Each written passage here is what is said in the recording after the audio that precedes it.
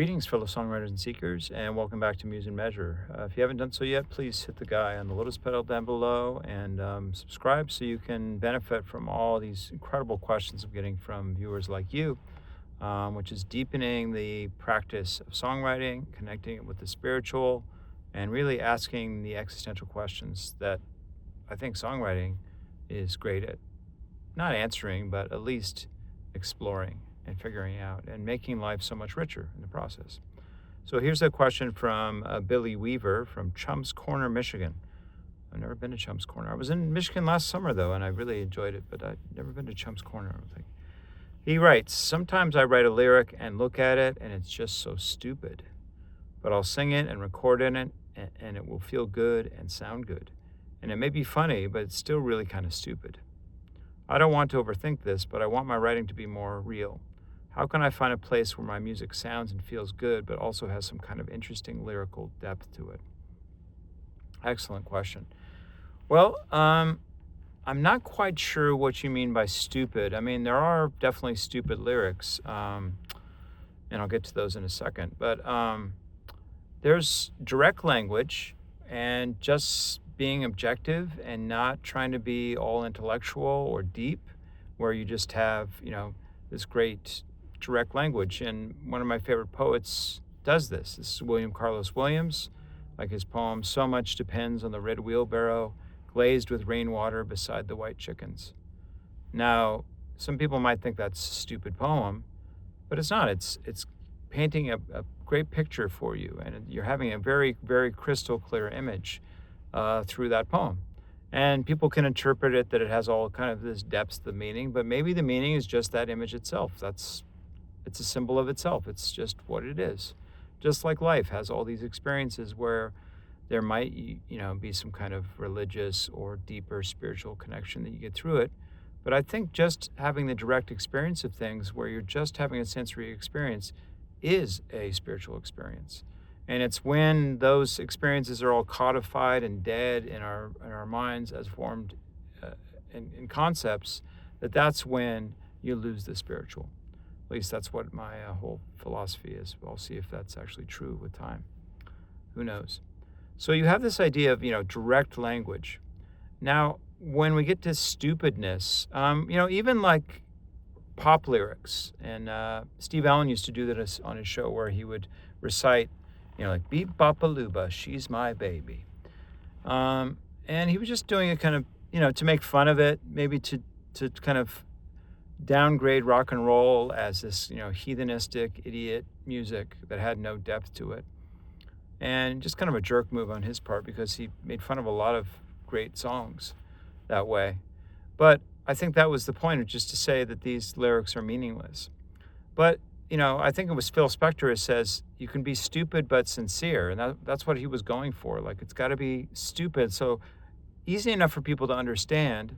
It's easily communicated, but sincere. It's like, this is what somebody's really experiencing, or this is what a teenager might really experience in their day-to-day life. And that's valid because it's real experiences that people are sharing. And they're not putting on some kind of airs or trying to make themselves look super intellectual. They are just speaking directly with the language that they use in their day-to-day life. And I think that's totally valid, and that's great to do. And I think, I would like to get more back to that because maybe I'm too educated or something and, spent way too much on all the different colleges and stuff like that. So maybe I just need to just hit myself with a 2x4 and just knock that shit out of my head so that I can just be a little bit more direct. So you have this direct language and, that's not stupid at all. What's stupid to me is when, people try to sound all intellectual or they beat around the bush and they're not effective in having a clear picture of what they want to say. Let me give you an example. I was watching that new Elvis movie, the Elvis epic movie, and I love Elvis, and I loved the movie. I thought it was brilliant, and it was so great to see it. I saw it in IMAX, and to see him huge on a big screen with big sound was just an incredible ecstatic experience. But there was one song that he sang that I always kind of roll my eyes when I hear it, just because I just think the lyrics are just so dumb. And I apologize ahead of time if this is one of your favorite songs but I'm going to read through the lyrics and talk about why I think that these are truly not great lyrics.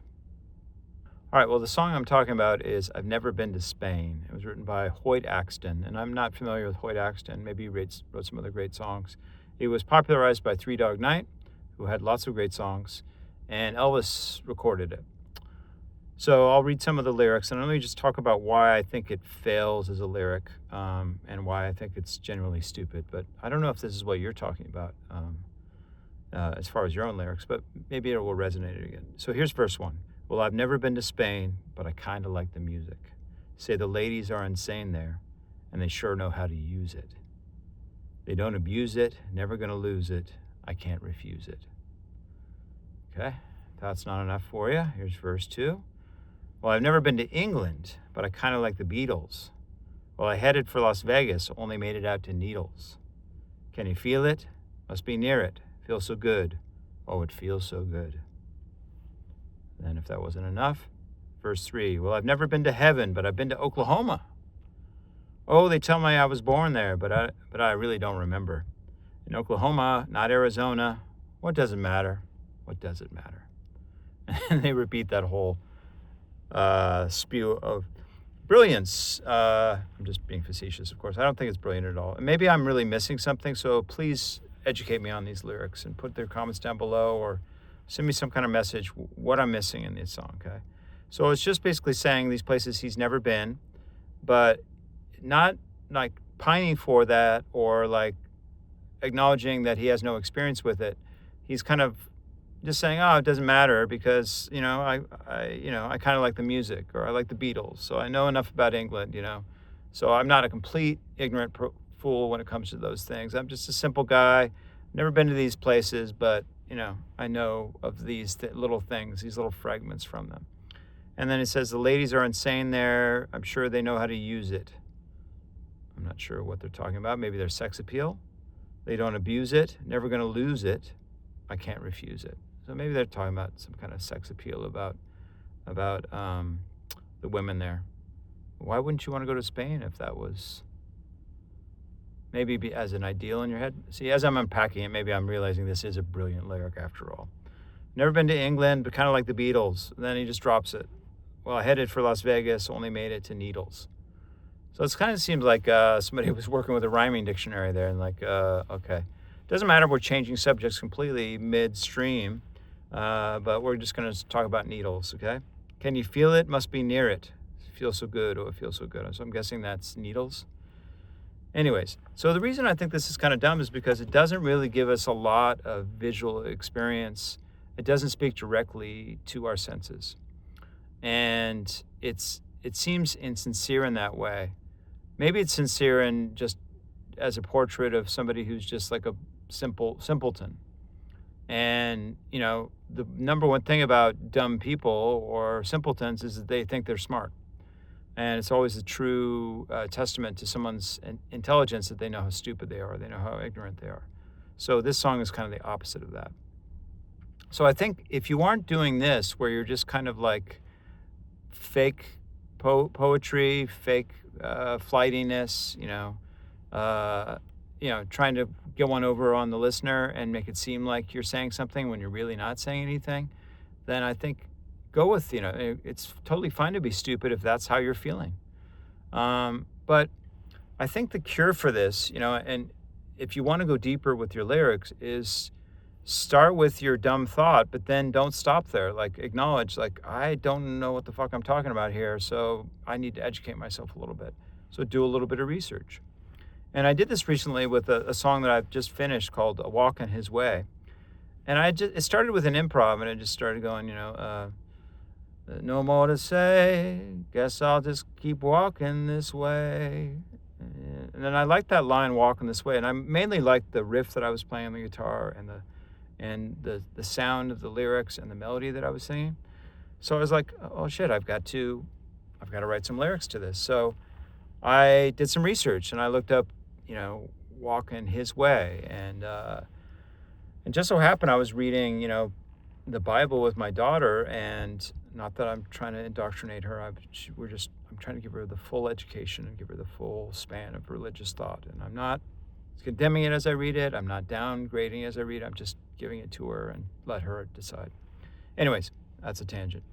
But there was like, I think it was Saul or maybe David says this to his son, or one of the big patriarchs of the Old Testament talks about walking his way, which is like walking the way of God, living your life according to the holy edicts.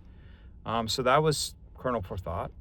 And then I thought about the way, and I thought about Taoism. And so I read up a little bit about Taoism and thinking about, Taoist masters and thinking about Buddhist masters and what it takes to get to that kind of zero level where you can be open to the way, to just going with the flow of things and dropping your egoistic view of the world and, how you see the world in instrumental means.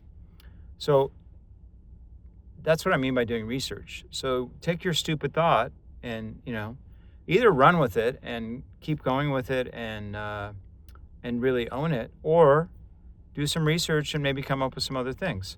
So I'll just read you a couple lines of what I came up with for walking his way. So here's verse 1.